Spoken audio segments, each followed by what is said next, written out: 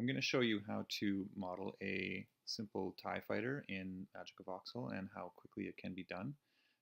Before I start a voxel model, I like to do a little bit of planning. I try to think about what's the smallest details I want to actually be able to articulate with voxels. And for this model, I really wanted to be able to do this front windscreen.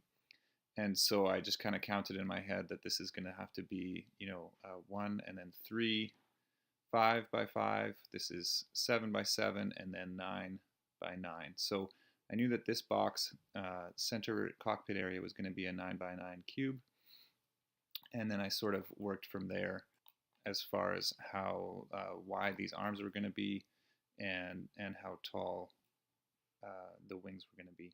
So I ended up with a 35 by 23 by 35 area to work in. And you always want, or generally you want to have odd numbers here so that you can have a single voxel running down the middle axis. It helps to keep you from having to have two voxels in a row to make things symmetrical. So to start making this, I'm just going to delete the whole thing, and I'm going to mirror all three axes. I'm going to press T for attach and B for box, and I'm going to draw a 4 by 4 box in the middle here. And then I'm going to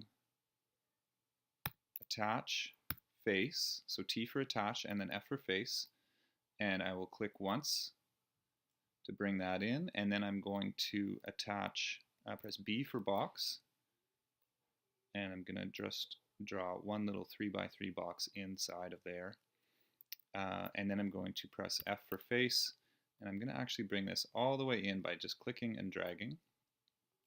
That gives me the arm that holds on the wings. I'm going to select a darker gray, and I'm going to just click on the outside wall. The grid on the outside here counts as a surface when you're using MagicaVoxel. So I'll click on that once and it'll fill the whole thing, and then I'll click again to give that a little bit of thickness. For the wings, we have a light gray border around the edge, so I'm going to hold Option or Alt on Windows and click on the gray, so I have the same gray, and I'm going to press G for paint, and I'm still on face, so I'm just going to click on the outside edges here. So now I've got the border of my wings. While I'm still on paint, I'm going to change to press B for box, and then I'm going to draw up like so and like so, and now that's not going to be on the other side because this is 2 voxels thick, so I'm going to have to repeat this on this side, and there we go. And then I'm going to actually erase face and click on one of these, so that gives me the panels on the outside have got a little bit of depth to them, and they've got the border around the edge. So now we'll build that 9 by 9 box in the middle, and so we'll go press T for attach, B for box, and we've got 3, 5, 7 and 9.